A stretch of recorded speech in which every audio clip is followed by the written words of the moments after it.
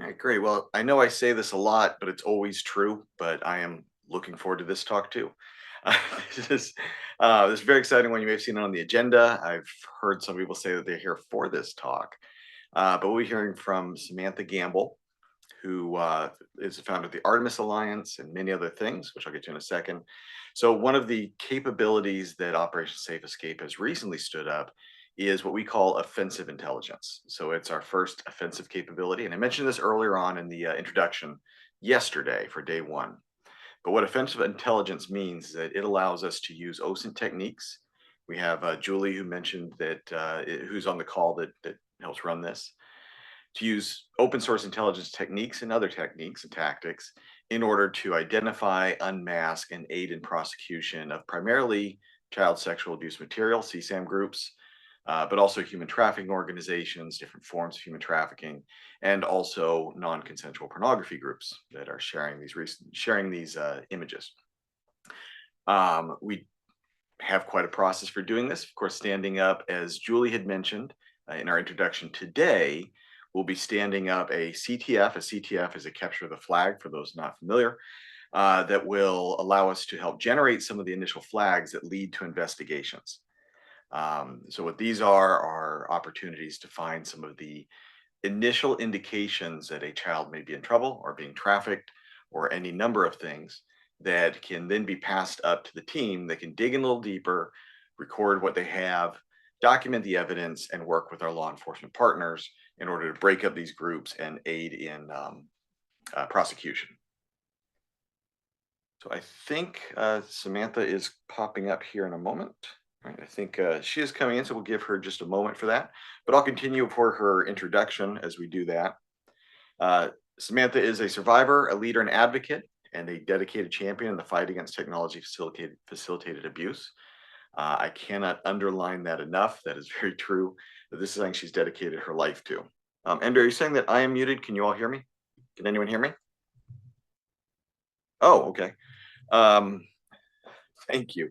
I feel like I said a lot of things that I hope was not missed, but just to highlight, just to continue that Samantha does amazing work, and she helps us with our offensive capabilities in terms of targeting, disrupting, and aiding the prosecution with our law enforcement partners, along with Julie and other amazing individuals on the team that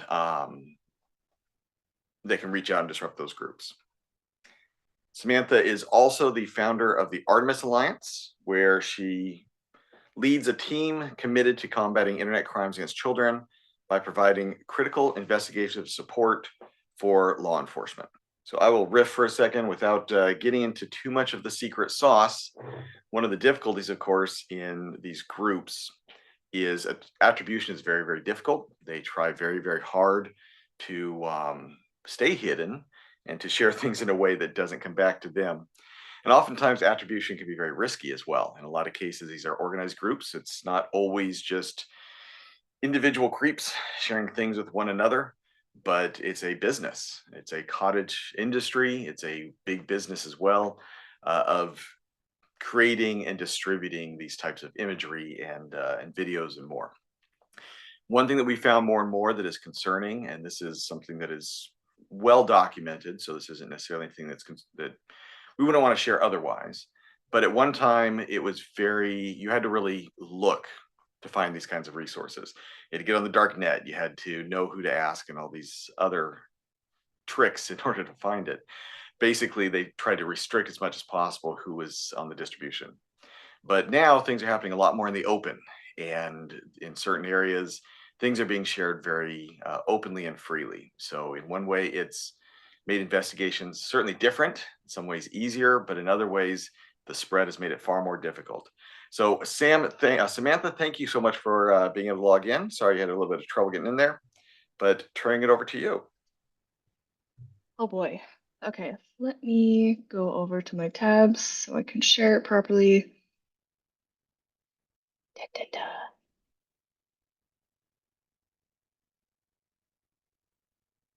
Just making sure I have the right slides. While you're doing that, I see Ray Baker's deep dive book behind you. That's a great book.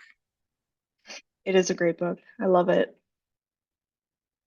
If anybody in the audience have not heard of Rebecca, you should definitely go look into her and any of the projects that she's done. All right, so share screen. Here we go. Let me shrink this. Zoom, get out of my face. All right, so thank you for joining us today. My name is Samantha Gamble.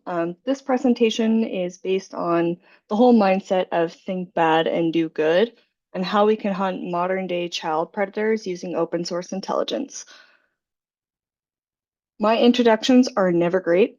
I am the founder of an organization called the Artemis Alliance, and we will be getting into that a bit later. But the Artemis Alliance, just for a brief overview, is a nonprofit, non-vigilante organization that looks for anyone that is requesting, training, or facilitating child sexual abuse material. And then, sorry in advance if you hear my dog. Hopefully Zoom is blocking that out. So we look for anyone who is requesting, trading, or facilitating child sexual abuse material, and then we create a parallel reconstructive document for law enforcement. I've had about 6 years working in the counter child abuse space, specifically on internet crimes against children. However, I have dabbled in more of human trafficking, digital safety, executive protection, things of that nature. Basically, trying to combat any technology facilitated crimes against children or crimes against humans. So I do specialize in predator identification and dark web intelligence. We are a survivor-led organization. I'm an advocate, a researcher, and investigator. But aside from that, I've served on a number of organizations. So I've operated as the director of intelligence here at Operation Safe Escape, as well as the human threat identification manager at ATII, which is the Anti-Human Trafficking Intelligence Initiative. And then I serve as a board member on my local ICAC. However, it's not the Internet Crimes Against Children's Task Force itself. It's actually the Idaho Internet Crimes Against Children's Coalition. So we provide a lot of training with our local law enforcement as well as financial support. So I am a post instructor. I am not active law enforcement. I am a civilian investigator. I do teach with one of our state in Idaho has 2 electronic sniffing canines. One is Newton and one is Artis. I get the opportunity to teach with Newton and his handler, and we teach open source intelligence and how first responders can respond on scene to potential crimes against children's investigations. So, what is the Artemis Alliance? As I mentioned before, we are a survivor-led, registered nonprofit organization. We primarily work in open source intelligence, and we utilize subject matter experts throughout our field. So our whole goal is to disrupt exploitation at the root of the cause by identifying, disrupting, and submitting any reports related to anybody who is facilitating child exploitation. So why are we here? So in 2024, ICAC observed over 85,000 unique IP addresses, which is only known CSAM. There is a plethora of unknown CSAM that has not yet been documented or provided a hash, which if you're not familiar, a lot of the times we're able to track CSAM, also known as child sexual abuse material, by providing a hash to known files that are submitted. We are then able to track the metadata and that actual image on the internet, whether it is dark web or open web, and then track how often that has been shared. So again, I want to reiterate, this is only known CSAM. Only 367 of those cases have been claimed as under investigation out of 85,000. NCMEC, which if you're not familiar with NCMEC, is the National Center for Missing and Exploited Children, shows that the cyber tip line, which we can go more into that later, cyber tip line is basically a support line of NCMEC where you can actually report child sexual abuse material, rumors, or anything that is internet facilitated abuse related to children. Um, so they've seen an increase in more than 20% over just the past 3 years.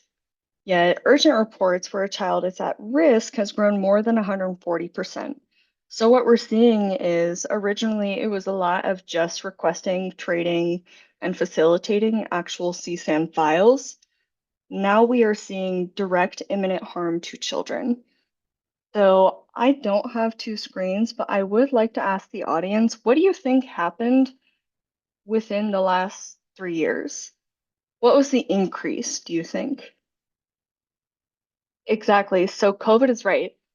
We saw an explosion of internet activity because people were forced to either work from home or be online for school. So parents are preoccupied. Sorry, I'm reading. I get very distracted. Parents are preoccupied with their work and having to adapt to the environment from working from home, where children have unlimited and unsupervised access to the internet for school and other purposes, whether they are getting devices provided to them or like by school, or if they have it by family members. We have seen a massive increase, and the average child actually has access to the internet and or a device by the age of 5. So I do want to go back to a comment that I saw by Andrea Figueroa. Figueroa. I'm so sorry if I pronounced that wrong. Sorry, did you just say that you have electronic sniffing dogs? They can smell CP. So they can't smell, obviously, the files that are in that. They are actually tasked to child exploitation investigations on scene in order to identify if somebody has hidden hard drives, cellular, cellular devices, or USB keys. So if you're familiar with Jared Fogle, which is the subway guy, he was charged with a lot of child sexual abuse material, and that was because of an electronic sniffing canine that was able to sniff out USB keys that he hid in his wall. I hope that provided a little bit of clarification. Oh, let me go back. It is very cool, and Newton is a very good boy. If I get the chance, I would love to send some photos because he's awesome. A lot of them are black labs, and a lot of them actually failed therapy school, and now they are tasked to law enforcement. So, Not to volunteer Samantha, but if anyone wants to see those adorable good doggos, just send an email and I'm sure that we can arrange you to see the doggos. yeah, I'll make that happen. So, electronic sniffing canines, and Miles, as you're saying, you had no idea that they existed. That's because they're pretty new and they're typically actually assigned to the ICAC task forces, which is something that was developed by the DOJ, which are task forces, the Internet Crimes Against Children, specifically assigned to filter cyber tip line investigations and then handle child exploitation investigations on scene and on computer. By the way, I do want to encourage you guys, I am definitely not a formal speaker. So I do like things to be much more conversational. I'll try to keep the chat up. Hopefully you guys can't see it on my screen and it is not disrupting the slides. No, we can't see it on the screen. Perfect. That way I can read your text, and then we can just make this a bit more conversational. And if you're comfortable unmuting, feel free to interrupt me because I am a professional yapper, as I like to say. Um, So the other reason that we exist is law enforcement agencies are often overwhelmed, understaffed, underfunded, and they just lack a general resource. So they do not have the education, they do not have the permission oftentimes to access the dark web or do these investigations, at least initially. So we do predator identification as a service. That way, we can actually fill that gap between law enforcement resources and the education that they are provided and go from there. The other part, we do actually teach law enforcement agencies as well. Oftentimes, our cases or our classes involve talking about how to respond on scene, empathetic approaches, and trauma-informed, not as a buzzword, because I have noticed that happening quite in the last few years. How you can actually have a trauma-informed response on scene, because that is not only going to be what makes the child feel more safe, they're going to be more reciprocal in the investigation. And I think at the end of the day, the child doesn't want to be abused, and the cops don't want the child to continue to be abused. So we need to meet them at their ground, which is part of the education that we provide. Some other statistics that I just want to get into. This is specifically for the Meta report. So platforms like, I think they own Oculus, but the ones that I'm talking about today are Facebook and Instagram. 2.8 million cyber tips were reported from Facebook and Instagram alone, and that was only in Q2 of 2024. Over 80,000 of those involved inappropriate interactions with children. So this could mean soliciting CSAM, sextortion, planning to meet a child in person, um, anything that could be potentially an imminent danger to a child. Aside from that, over 2.7 million reports related, or any over 2.7 million reports related to this report shared or reshared known child sexual abuse material. And I do just want to reiterate, this is only the known material, and we could go into an entire different talk about the barriers in disclosure, how children disclose, the underreported child sexual abuse that happens to young boys, how they grow into that. That could be probably multiple other topics, which we can talk about at the end. If you want to reach me, I'd love to have a chat about this. So how does Artemis do any of this? We research and document any historical terminologies, techniques, or tactics known from the CSAM community. So we will actually we'll run projects that scrape DOJ reports to try to figure out what is the difference between sentencing charges, what is the difference between male and female sex offenders, what is the difference in typologies, if we are seeing an increase in sextortion or potentially peer-to-peer abuse, as well as self-generated child sexual abuse material. Where if you're not familiar with self-generated child sexual abuse material, we have seen that on the rise because, let's be honest, a lot of kids treat exchanging nudes nowadays as the new first base. And that is unfortunate, but they do not understand the repercussions, and they do not understand that this can be leaked to the internet. Which, if that ever happens, I will provide and talk about some resources at the end of this. So if you know anybody that this has happened to, Nick Mick provides a great resource called takeitdown.org, and you can submit the link. They do not see the picture. They just go and send takedown requests. So why is research so important? With research, we are able to better leverage that information and our findings to identify platforms, file types, notable offenders, or people chatting about that, and use different either NLP or machine learning processes in order to recognize those and automate that process as well. If we turn a blind eye to this platform or to this community, we cannot understand that. Which that also comes into play if we're talking to our children.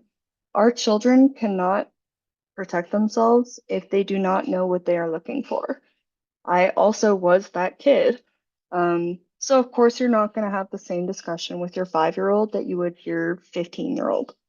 Your 5-year-old, you're going to be teaching a lot more like body boundaries, proper names for their private parts, what no means, creating a developed like sense of trust and a secure environment. So if something does happen, they can actually report that, report in a very loose sense.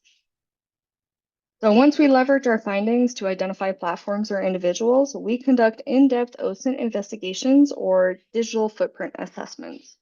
And again, this could be a whole nother talk. OSINT investigations and digital footprint assessments definitely go hand in hand. They're not always the exact same, But OSINT is open source intelligence, and digital footprint assessments more so contain to where you are on the internet. So I worked quite a bit with a previous company doing digital footprint assessments for executives, and they would provide us information. So we would have their emails off the bat, and then we could go into breach data or different things like that. Excuse me.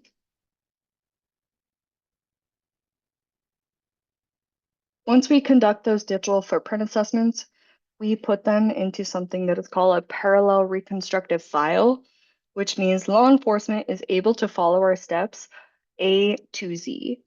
So if we identified the user, how we identified them, if we used any reverse image searches,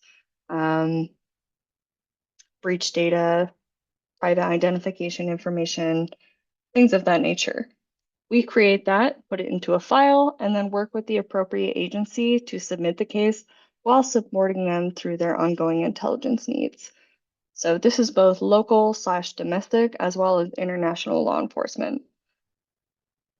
The other thing we have to consider, especially to highlight my last point, is the internet has removed any borders as well as doors or walls in your house. It allows people direct access to your child or you, depending on how you're looking at it. The other thing I want to talk about, especially as we discussed previously, like how we talk to our children, I think a lot of our parents had the right intentions and the wrong lessons. As I said earlier, I am a survivor of child sexual abuse. I SIM swapped when I was 12. I had never stayed in school more than a year at a time, and I definitely was in high risk situations. So this is where I want to turn to the audience again. Growing up, if you can put it in chat if you're comfortable, what were you taught about stranger danger? And if you think of a pedophile, what is the image that comes to head? Or what are some things that your parents taught you? Feel free to unmute as well. I'll give just a couple minutes for that because I know typing is typing. Hi there. I guess lately, especially like on short form video platforms, I've been seeing girls do this thing where they check to see if the guy that they're dating is secretly a pedophile by like doing their hair a certain way and doing certain things that are very like, coded for like younger people just to see if like that's more his thing. So I don't have a particular image in my mind when I think of a like sexual predator. I do kind of just think that that could be an anybody sort of a thing, and that I don't know. It could No, it could be like the person that you're dating. It could be like somebody who's just exposed to a lot of porn. And I'll mute now. no, thank you for your insight and your question slash just addition. So you have the right mindset. That's exactly how we need to be thinking. I wish I had direct pictures or DOJ reports. Sex offenders nowadays, like I was taught as a child that a pedophile looks like the shady guy in a van trying to approach me, offer candy. They're offering like, "Hey, can you help me find my puppy?" Some kind of ruse to actively like get a child away. And the physical image is a very sketchy looking guy, like not well kept, maybe greasy hair, creepy jacket. That's always what I was taught. However, the first time I was sexually abused was by a female, and it was also a peer. Um, by peer, she was definitely older than I was. However, she was a family friend and she was still underage. And the more that I've studied, the more I realized she could have possibly been reenacting sexual abuse. However, when I approached my parents about it and her parent about it, they both did not understand that women could be sexual abusers. That's not what we were taught. And it's not because our parents didn't care or they don't want to believe us, at least not most of the time. It's just because they were not taught the right things. So I think a lot of the times our parents have the right intentions.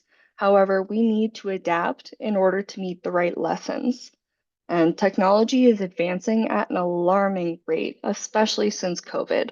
Now we have to think of AI or potentially AI generated child sexual abuse material or sextortion and hijacking accounts. We need to be able to talk to our kids about the grooming process, about what to look for online.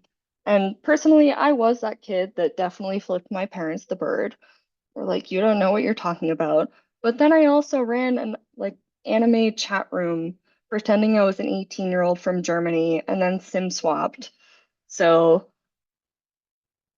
if I had the proper communication and building rapport with my parents, and I think if our parents had better lessons of, or parents and guardians, you don't have to be a parent to be a guardian. Parent, guardian, any kind of legal authority figure that is in the best interest of that child, especially first responders and mandated reporters. We need to recognize the signs of abuse and keep up with technology in order to actually talk to our kids about it because they are going to keep up with it better than we are. You might block them on Roblox. They're going to get a friend's device. They're going to make a fake account. They're going to find a way. Kids are a lot smarter than we give them credit for, at least when it comes to using technology. They still do not understand the manipulation and the techniques that are being used, and they're never going to understand it if they don't see it and aren't talked about. Or they're not talked about it with. Because again, I definitely gave my parents the middle finger and was like, screw you guys, I know what I'm doing. But as soon as things started happening, especially online, I was able to pick up on those red flags. I would never admit it to my parents, but I at least was able to pick up on certain things like, this does not sound right. I've heard about this. Why are you offering me money or in-game currency, especially is the new thing because kids are smart enough to not accept devices. It's just a whole spectrum. And I know it sounds overwhelming, but if we can create a bridge between youth and educators and authority figures, parents, guardians, any of the adults in their life, then we can be able to better mitigate what happens to them. Or they'll be able to pick up on something if it's about to happen to them, and they will come and tell you. So what's the importance of actually understanding predators? One of my favorite quotes, especially from Mindhunter, is they're not real monsters. They're still humans. And because of that, we are able to track them and identify them because, again, anonymity is a double-edged sword, but not all hope is lost.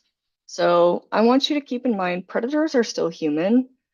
And as humans, we crave tribe, connection, affirmation, any kind of sense of belonging, somebody that aligns with our views and that we feel that will make us feel validated as a person. We also are able to gain insights to help identify digital footprints and online behaviors. So research oftentimes includes navigating key terms, hashtags, acronyms, anything that is potentially used to obfuscate somebody finding that they like nobody's going to say, hey, I am looking for, and I hate this term, child pornography. They're not going to say, hey, I'm looking for CSAM. They are going to drop file names. They are going to drop acronyms. They are going to drop specific terminology or discuss things that are relevant to them or their attraction type, which not only helps us identify them as a person, especially other places on the internet, but it also helps us identify platforms. We're able to track where that key term is used the most and identify those people that are using it in order to actually facilitate child sexual abuse material or internet facilitated crimes against children. As mentioned earlier, they are still human, which is why tribal needs help to identify and intercept activity. And what I mean by this is sites will go up and down. However, they're going to continue that same name in order to keep notoriety and their status within their community. Once we are able to document those, as well as categorize the different types of typologies of offenders and certain types of crimes, as well as the levels and severity of child sexual abuse material, then we are able to triage it. We are able to triage urgent and actionable cases. And from there, we can actually work with law enforcement, regardless of the level that it is, in order to actively disrupt these people. I have to move the webinar chat again. So all of that being said, we do need to rethink and redefine the way that we view child sex predators. Again, it's not only on the dark web, this is happening on open platforms as well, especially when it comes to grooming and sextortion. I have noticed anything that is very raw child sexual abuse material does tend to be on the dark web. However, we're still able to identify, and probably much better with the help of platforms and trackings, not only social media. I've actually had a case. I had a case where somebody was grooming a child over a Bible app, where you were able to leave notes within the application to talk to each other. I've also seen it happen on, I don't want to say the specific name, but learning platforms or online education platforms, where they are actually putting in CSAM file links and then actively grooming children who also are on that platform. So it is not just gaming, it is not just social media, and it's not meant to be a fear-mongering. It's more meant to raise awareness and proper education for both you and a child. Dimji says, are these platforms and or their devs informed about it? Yes. Yes. So we specifically directly work with those platforms, or we tell them, hey, here's what's happening. Even if we don't have a partnership or direct relationship. So one of the homework platforms, for example, I don't have access to that person. However, we did send out emails to actively report it, or I connected with somebody either on LinkedIn or via email or personal reference in order to communicate with them like, hey, this is what's on your platform, and I don't think you want it on there. However, platforms like social media, so any Meta platforms, TikTok, I can't think of other social media platforms aside from Meta. So Instagram, Facebook, now Oculus and AI or augmented reality environments are becoming more and more popular, which we are seeing in that as well. But Snapchat, any platform that a child is going to be, a predator is likely going to be as well, which is why we need to equip our children the best that we can. And that does include having those uncomfortable conversations with them, but they can handle it and they do need to know. So, as we are going back, rethinking and redefining, as I mentioned, they're not just a sketchy dude working in a park or lurking in a park and enticing children with candy or saying, come help me find my puppy, come help me with find my family member, anything like I got lost at Six Flags and I had a strange guy come up to me and say, let's go find your family. My family was there, but I'm 6 and I'm overstimulated, so I'm not thinking about that, especially because my parents didn't really talk to me about stranger danger specifically, at least not in the way that I thought. If somebody is nice, it doesn't feel like a stranger. If they're asking for something, then it feels more like a stranger, or if they're offering something. Kids' flags will generate trip a little bit better, especially considering the fact that children nowadays have internet access by the age of 3 to 7 and their own devices as well. Any questions before I move on? We are approaching the end of it. I do want to encourage you guys to just reach out, talk to your children, get involved with any kind of community that counters online abuse. It doesn't just have to be children. It can be human trafficking, it can be domestic violence, as Operation Safe Escape does. There are a lot of ways that you can get involved. And not everybody is equipped to do the actual research portion of it, and that's completely okay. We encourage our volunteers to be very honest with that because we never want to damage somebody in the process. Your child needs a parent or a guardian. You need you, your spouse needs you. We never want to jeopardize somebody's mental health just to try to do good, because at the end of the day, you could be potentially damaging the both of you. We do need things like researchers. If you are a coder or know how to scrape the DO page, or if you know how to scrape the DOJ pages, given keywords, and actually create a report so we can analyze that data, we need that. If you're an advocate, we need that. If you just want to be somebody that is educating the public or trying to vocalize how big of an issue this is, the whole mission needs that. We do not just need funding. Funding is great, it does allow us more tools, but there are so many ways that you can get involved with the mission itself. So educate yourself on the signs of exploitation, educate yourself on the platforms that are used. Have age-appropriate conversations with your child. Awareness oftentimes is the first step in prevention, and I wish I had that when I was a kid. There are also ways that you can report. So familiarize yourself with reporting tools.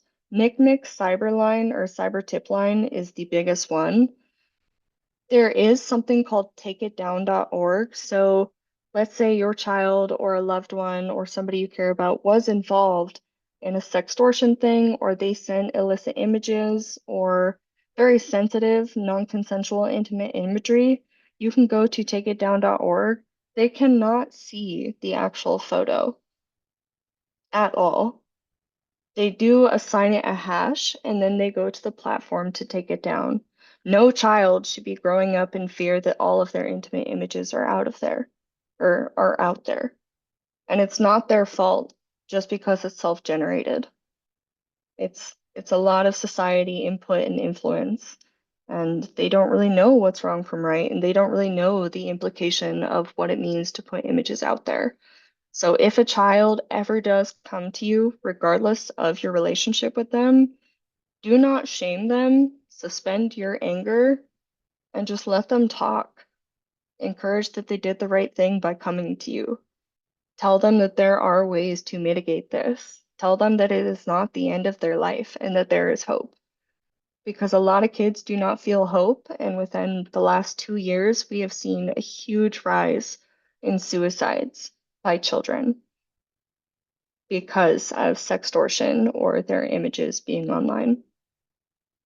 So the most powerful thing that you can say is, I believe you, and it's not your fault. So I think that is the biggest takeaway. So here are some ways you can support Artemis specifically. If you want to get in contact with me directly, I would love to have a private chat as well. There are a lot of things that I could not cover in today's session, but I did want to leave some time, that way we can talk. Samantha, I'd like to kick off the questions. So, as someone who's terribly online much of the time, seeing social media and all these other things, what are some things that we as just general social media users should be on the lookout for? If we're not familiar with the with the hashtags or with the code words or anything else, what are some signs and symptoms we should be aware of in order to report? One of the things that I've actually been seeing a pretty big rise on, especially on meta platforms, is children's pages being recommended, but then people actually commenting. So we look for the comments. We look for people that are actively sexualizing children, or let's say you have an adult or somebody connecting with you that follows specific accounts. So on Instagram, you can actually look at their hashtags that they follow as well. And oftentimes in our cases, we are able to see that they are following bath time, gymnastics, potty training. So there is a public list of key terms. We personally do not publicize the key terms that we look for because it's not necessarily relevant to a parent. It's used to identify direct child sexual abuse material, and we don't want to educate the public. However, if you're on Instagram or if you are a parent or want to know like key terms to look out for, so if you have somebody following you or you're following them and then you notice them using those hashtags, which again is a lot of the times bath time, potty training, potty time, uh, swimming lessons, that there's a lot of things that we see. And that list is public. I don't have the link directly on me, but I do have that. So a lot of the times they will obfuscate things, especially if they're leaving comments, and they will replace, like, they put child porn, but they will put, let's say, a cent sign and an exclamation point, and then a one, and then they will put a zero, and then more exclamation points. They will try to find ways to obfuscate detection from the automated system, which is why it's important for us, which I've been seeing those comments a lot, even on just funny meme videos or like TikTok kind of videos, and it has nothing to do with the video, but that's a huge comment. You can report that. I think see something, say something is one of the biggest things that we should consider when it comes to child protection. There is no shame in reporting ever, and especially if it's to create a better digital safe space and create a better digital world for our children. So if you see something, say something and report it to Cyber Tip Line. That's great advice. I know this topic is extremely important and extremely relevant to many that are in this session. So do feel free to type any questions you have in chat. There's still the Q&A function. If you want to raise your hand, we can unmute you. So options exist. So please ask any questions you have. We like options here. True. And you were talking about like if this was like relevant like to either like a child or yourself, is this part of also like the revenge porn aspect, like getting that taken down is the same like network like the takeitdown.org. Is that right, or am I getting confused? I think Take It Down also covers non-consensual intimate imagery, which is commonly known as revenge porn. I would have to double check, but I believe it's all encompassing. I can't remember if Caitlin Bowden got a chance to speak at this conference. However, she is much more knowledgeable in that, and I think Tony and Chris could answer to that a little bit better. But we are creating, I think actually NCII, which is non-consensual intimate imagery, commonly known as revenge porn, this is a great example of why awareness can create change. There were no laws put in place for this. So there were thousands and thousands and thousands of victims who, and that's again, not considering the unreported because people were too scared and ashamed to report. This was a huge outbreak. Now we are starting to develop laws to combat this. That has been very new, I think, within the last like 3 years. However, this has been going on a lot more than 3 years. So, if that answers your question a bit better. Yes, thank you. So to address a few of the questions that come up in that last exchange is that yes, Caitlin did talk. I think she actually mentioned this as well. So did Edna Johnson, which was a really good talk as well. Takeitdown.org. I don't know if they would, if they do delete images. It's on there of consent of adults. It's intended on the website. It specifies for images that are taken under the age of 18. Frankly, I don't know because of how it works, because they don't see the image. I don't know how they could tell the difference, but based on the funding, the organization that runs it, it is intended for under 18, yes. I feel like there was an organization specific to if you actually have your NCII out on the internet over 18. I think it would be great to reach out to Caitlin and see if she has more information about that. Yeah, that's a great idea.